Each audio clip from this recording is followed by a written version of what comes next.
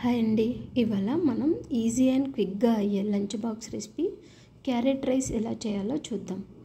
ముందుగా నేనైతే ఇక్కడ 2 పెద్ద క్యారెట్స్, అరబద్ద నిమ్మకాయ, పచ్చిమిర్చి ఒక 3 కారం గలవి, ఇందులో ఇంకా మరి కారం ఏం వేసుకోము, అండ్ కరివేపాకు, కొత్తిమీర, 3 లవంగాలు, చిన్న దాల్చిన చెక్క ముక్క, జీలకర్ర, ఆవాలు, 1 టేబుల్ స్పూన్ పసుపు, మీ రుచికి సరిపడంత ఉప్పు, 1 టేబుల్ స్పూన్ ధనియాల పొడి.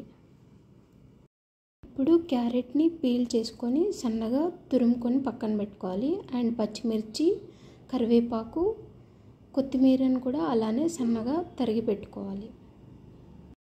నౌ స్టవ్ వెలిగించుకొని ఒక కడాయిలో ఆయిల్ వేసుకొని ఆయిల్ వేడయ్యాక పచ్చిమిర్చి కొంచెం వేగాక జీలకర్ర, ఆవాలు, ఆ తర్వాత కరివేపాకు, పసుపు, 3 లవంగాలు, దాల్చిన చెక్క యాడ్ చేసుకోవాలి. అవి వేగాక సన్నగా తరుక్కున్న క్యారెట్ తురుమును యాడ్ చేసుకోవాలి. క్యారెట్ తురుము పచ్చివాసన పోయి మంచిగా ఉడికిన తర్వాత ఇప్పుడు వండుకున్న అన్నాన్ని క్యారెట్ తురుములో యాడ్ చేసుకోవాలి.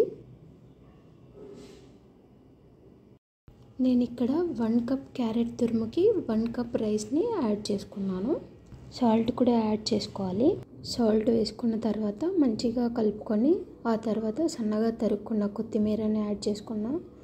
ఆ తర్వాత ధనియాల పొడి, వీటన్నింటిని మంచిగా కలుపుకొని అరబద్ద నిమ్మకాయ రసాన్ని లాస్ట్లో ఇందాక పడిన నిమ్మకాయ గింజనైతే తీసేసుకొని మంచిగా కలుపుకున్న తర్వాత ఇలా లంచ్ బాక్స్లోకి వేడి క్యారెట్ రైస్ రెడీ.